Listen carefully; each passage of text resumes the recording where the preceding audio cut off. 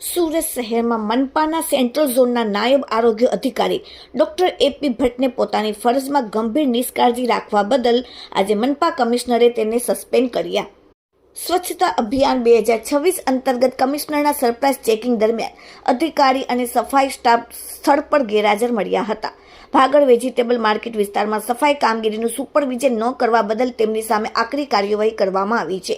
અધિકારી વિરુદ્ધ શિસ્તભંગ અને ફરજમાં બેદરકારી દાખવવા બદલ વિભાગીય તપાસ શરૂ કરવાની વિચારણા. સસ્પેન્સ સમયગાળા દરમિયાન મ્યુનિસિપલ કમિશનરની પરવાનગી વગર શહેર છોડ્યા પર મનાઈ ફરમાવવામાં આવ્યું છે. સસ્પેન્ડ થયેલ અધિકારીને નિયમ મુજબ સબસ્ક્રિપ્શન એલાઉન્સ મળશે, પરંતુ તેઓ કોઈ ખાનગી નોકરી કે ધંધા કરી શકશે નહીં. આ હુકુમની નકલ ઝોનલ ચીફ સેન્ટ્રલ ઝોનને મોકલી આપી તાત્કાલિક અમલ કરવા અને વિભાગને રિપોર્ટ કરવા સૂચના અપાઈ છે.